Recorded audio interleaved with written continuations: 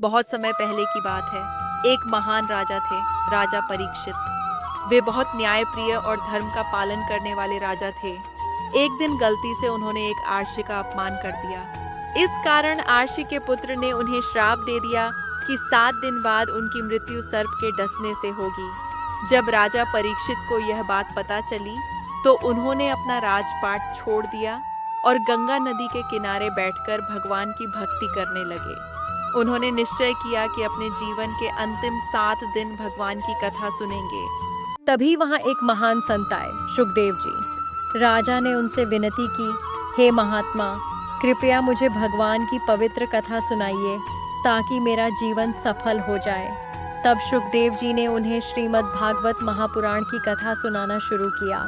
उन्होंने बताया कि जब जब धरती पर अधर्म बढ़ता है तब भगवान विभिन्न रूपों में अवतार लेते हैं, जैसे नरसिंह अवतार, वराह अवतार और कई अन्य अवतार। लेकिन भागवत कथा का सबसे सुंदर और प्रिय भाग है भगवान श्री कृष्ण की लीला।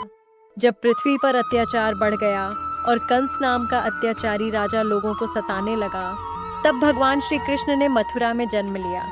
बचपन में श्री कृष्ण ने कई अद्भुत लीलाएं की। उन्होंने पूतना राक्षसी का वध किया, कालिया नाग को पराजित किया और गोकुल के लोगों को बचाने के लिए गोवर्धन पर्वत को अपनी छोटी उंगली पर उठा लिया।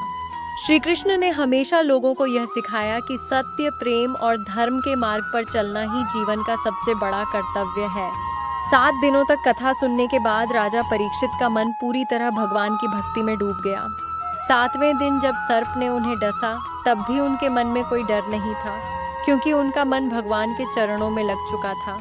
इस प्रकार राजा परीक्षित को मोक्ष की प्राप्ति हुई। कथा का दिव्य संदेश यह है, जीवन में चाहे कितनी भी कठिनाई आए, अगर मन में भगवान के प्रति सच्ची भक्ति और विश्वास हो तो इंसान हर भय और दुख से मुक्त हो सकता है।